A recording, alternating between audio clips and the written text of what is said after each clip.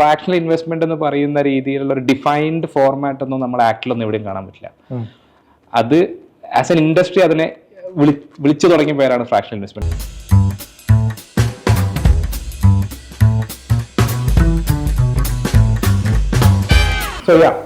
So നമുക്ക് first തന്നെ നമ്മളെ ഉദ്ദേശം എന്ന് പറയുന്നത്, നമ്മൾ കോഴിക്കോടിൽ, ഇപ്പോൾ കോഴിക്കോട് മാത്രമല്ല കേരളത്തിൽ ജനറലി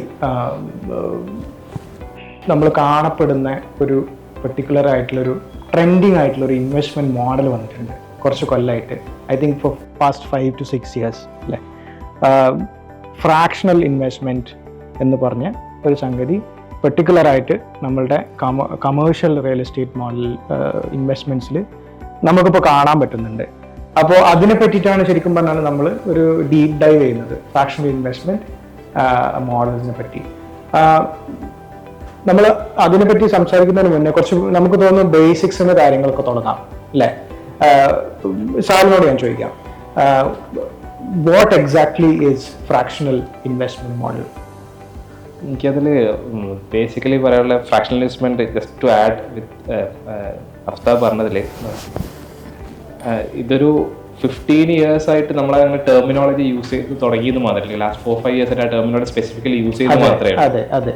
ബട്ട് ഈ ഒരു പ്രാക്ടീസ്, ഇതിൻ്റെ ഒരു അൺഓർഗനൈസ്ഡ് ആയിട്ടുള്ള പ്രാക്ടീസ് എനിക്ക് തോന്നുന്നത് ഒത്തിരി, എസ്പെഷ്യലി മലബാർ റീജിയനിൽ ഒരു പാർട്ട്ണർഷിപ്പ് അല്ലെങ്കിൽ ഒരു ജോയിന്റ് ബിസിനസ് ചെയ്യുന്നത് ഏറ്റവും കൂടുതൽ നമ്മൾ കേരളത്തിൽ നോക്കുകയാണെങ്കിൽ ഏറ്റവും കൂടുതൽ ഒരു ജോയിന്റ് ബിസിനസ് ചെയ്യുന്ന ഒരു കമ്മ്യൂണിറ്റിയാണ് മലബാർ ഏരിയയിൽ. അപ്പോൾ ഇതിൻ്റെ ഒരു അൺഓർഗനൈസ്ഡ് ആയിട്ടുള്ള ഫോമാറ്റ് വർഷങ്ങൾക്ക് മുന്നേ ഉണ്ട്. അത് മലബാർ റീജിയനിൽ ഫ്രാക്ഷണൽ ഇൻവെസ്റ്റ്മെന്റിന്റെ ഒരു ജസ്റ്റ് ഒരു വൺ ലൈൻ പറയുകയാണെങ്കിൽ, you are holding A divided shares in an undivided property. അതാണ് ഇതിന്റെ ഒരു ഡെഫിനിഷൻ പറയാൻ പറ്റുമെങ്കിൽ. ബട്ട് പ്രാക്ടിക്കലി എന്താ വെച്ചാൽ നമ്മുടെ നാട്ടിലൊക്കെ പണ്ട് ഞാനും ഒരു 5-6 ആൾക്കാരും കൂടിയിട്ട് എന്താ പറയുക ജോയിന്റ് പൈസ ഇടും, എന്നിട്ട് നമ്മളൊരു സെർട്ടൻ പ്രോപ്പർട്ടി അല്ലെങ്കിൽ പ്രോജക്റ്റ് ഡെവലപ്പ് ചെയ്യും. ചിലപ്പോൾ സെല് ചെയ്യും അല്ലെങ്കിൽ റെന്റ് ഔട്ട് ചെയ്യും. കാരണം സ്വാഭാവികമായും സെല് ചെയ്യുമ്പോൾ അവർക്ക് ഒരു റെന്റൽ ഈൽഡ് ഡിസ്കൗണ്ട് ചെയ്തുകൊണ്ട് സെല് ചെയ്യണ പ്രാക്ടീസ് ഒത്തിരി മുന്നേ ഉള്ളതാണ്. ഡിവൈഡഡ് ഷെയർ എന്ന് പറയുമ്പോൾ എന്തിലാണ് ഷെയർ? ആ കമ്പനിയിലാണ് ഷെയർ? അതിലാണ് ഞാൻ വരുന്നത്. അതായത് അങ്ങനെ ഒരു പ്രാക്ടീസ് ഒത്തിരി മുന്നേ ഉള്ളതാണ്. അത് ഇവോൾവ് ചെയ്ത് നമ്മൾ as a business community mature ആകുന്നതിനനുസരിച്ചിട്ട് ഇതിനെ ഫ്രെയിം ചെയ്തതാണ് ആക്ച്വലി ഫ്രാക്ഷണൽ ഇൻവെസ്റ്റ്മെന്റ്. ശരിക്കും നമ്മളൊരു as a company secretary legal സെൻസിലൊക്കെ നോക്കുകയാണെങ്കിൽ ഒരു ഫ്രാക്ഷണൽ ഇൻവെസ്റ്റ്മെന്റ് എന്ന് പറയുന്ന രീതിയിലുള്ള ഒരു ഡിഫൈൻഡ് ഫോർമാറ്റ് ഒന്നും നമ്മുടെ ആക്ടിലൊന്നും എവിടെയും കാണാൻ പറ്റില്ല. അത് ആസ് എൻ ഇൻഡസ്ട്രി അതിനെ വിളിച്ചു തുടങ്ങിയ പേരാണ് ഫ്രാക്ഷണൽ ഇൻവെസ്റ്റ്മെന്റ്. സംഭവം ഇൻഫോർമൽ പല രീതിയിലായിട്ട് ചെയ്തതാണ്. അല്ല, സാല് പറഞ്ഞതിൽ എനിക്ക് ആഡ് ഓൺ ചെയ്യാനുള്ളത്, ഇപ്പൊ നമ്മൾ കൺവെൻഷനലി പാർട്ട്ണർഷിപ്പ് ബിസിനസ് എന്ന് പറയുന്ന ഒരു പുതിയ കോൺസെപ്റ്റ് ഒന്നല്ല, കുറെ ഫോർ സെഞ്ചുറീസ് ചെയ്യുന്ന ഒരു സംഭവമാണ്. ഫ്രാക്ഷണൽ ഇൻവെസ്റ്റ്മെന്റ് സ്പെസിഫിക്കലി വരുന്നത് സാധാരണ പാർട്ണർഷിപ്പ് ബിസിനസ്സിൽ may be starting from 2 partners, may be 5-10 ഒക്കെ ഉണ്ടാവുക.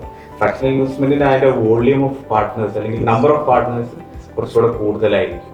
അത് എങ്ങനെ ഒരു ലീഗൽ സ്ട്രക്ചറിൽ ചെയ്യാമെന്നുള്ളതും അതിന് ബോത്ത് എന്താ പറയുക ഇൻവെസ്റ്റേഴ്സ് അല്ലെങ്കിൽ പാർട്ട്നേഴ്സിന് എങ്ങനെ അത് സെക്യൂർഡ് ആയിട്ട് ലീഗലി ബൈൻഡഡ് ആയിട്ട് ചെയ്യാൻ പറ്റുമെന്നുള്ളതാണ് ഈ ഫ്രാക്ഷണൽ ഇൻവെസ്റ്റ്മെന്റിൽ ആ ഒരു കോൺസെപ്റ്റിന്റെ പ്രസക്തിയും അല്ലെങ്കിൽ അതൊരു ട്രെൻഡിങ് എന്നുള്ളത്. ഇപ്പം 2-3 പാർട്ട്നേഴ്സ് വെച്ച് ചെയ്യുന്നതിന് പകരം ഒരു ലാർജ് നമ്പർ ഓഫ് പാർട്ട്നേഴ്സ് വരുന്നു, comes together doing a big project.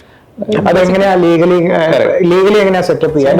നമ്മള് എന്താ പറയാ, ഈ ഒരു സിംഗിൾ പ്രോപ്പർട്ടി നമ്മളിപ്പോ നിൽക്കണ ഈ കൊമേഴ്ഷ്യൽ പ്രോപ്പർട്ടി മാവൂർ റോഡിലുള്ള പ്രോപ്പർട്ടിയാണ്. എനിക്ക് ഒരിക്കലും ആസ് എൻ ഇൻഡിവിജ്വൽ എനിക്ക് ഓൺ ചെയ്യാൻ പറ്റില്ല.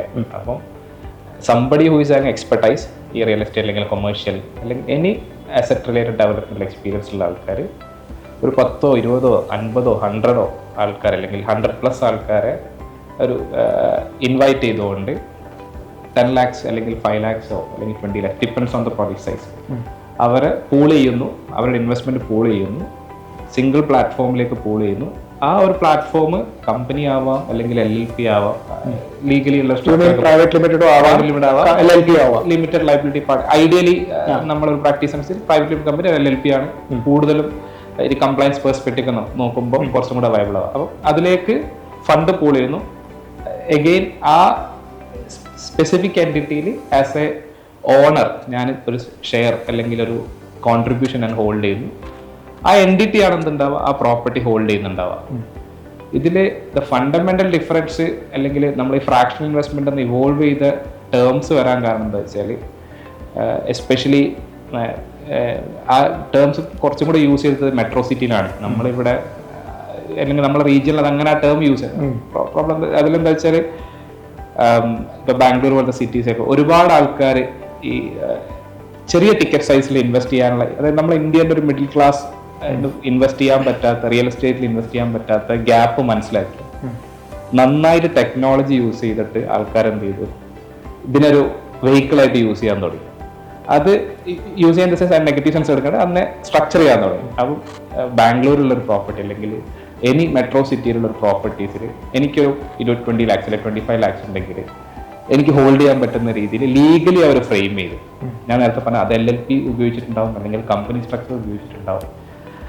അതിന് നന്നായിട്ട് ടെക്നോളജിയും കൂടെ എന്ത് ചെയ്തു, അവർ മിക്സപ്പ് ചെയ്തു. അങ്ങനെയാണ് ആക്ച്വലി ഫ്രാക്ഷൻ ഇൻവെസ്റ്റ്മെന്റ് എന്ന ടേംസ് ഇവോൾവ് ചെയ്തത്. നമ്മുടെ നാട്ടിൽ അല്ലെങ്കിൽ നമ്മുടെ മലബാർ റീജിയനിലൊക്കെ ആണെങ്കിൽ LLPs ത്രൂ എന്ത് ചെയ്തു, ആൾക്കാരെ കൊണ്ട് ഫണ്ട്, അറിയുന്ന ആൾക്കാരെ കൊണ്ട് ഫണ്ട് ഇൻവെസ്റ്റ് ചെയ്യിപ്പിക്കുന്നു. Over a period of time ആ പ്രോപ്പർട്ടി ഡെവലപ്പ് ചെയ്ത് അത് ചിലത് ഓൺ ബിസിനസ് റൺ ചെയ്യുന്ന പ്രോപ്പർട്ടിയായി മാറും, അല്ലെങ്കിൽ ഫോർ എക്സാമ്പിൾ അല്ലെങ്കിൽ ഹോട്ടൽ അല്ലെങ്കിൽ റിസോർട്ടുമായിട്ടുള്ള പ്രൊജക്റ്റ് ആകും. ചിലത് കൊമേഴ്ഷ്യൽ പ്രോപ്പർട്ടി ആയിട്ട് റെന്റൽ ഡിസ്കൗണ്ട് ചെയ്ത് സെയിൽ ചെയ്ത് ഇൻവെസ്റ്റേഴ്സിന് എക്സിറ്റ് കൊടുക്കുന്ന ഫോർമാറ്റ് കൊടുക്കുന്നുണ്ട്. ഇതിന്റെ ഒരു ലാർജർ സ്കെയിലാണ് നിങ്ങളൊക്കെ കിട റീച്ച് എന്നൊക്കെ പറയുന്നത്. വലിയൊരു ലാർജ് സ്കെയിൽ ഉണ്ട്.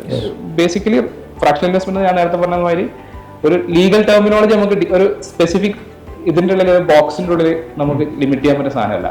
ജനറൽ കോൺസെപ്റ്റ് ആണ്. നമ്മൾ യൂസ് ചെയ്യുന്ന ഓണർഷിപ്പ് എക്സാക്ട്ലി ഓണർഷിപ്പ്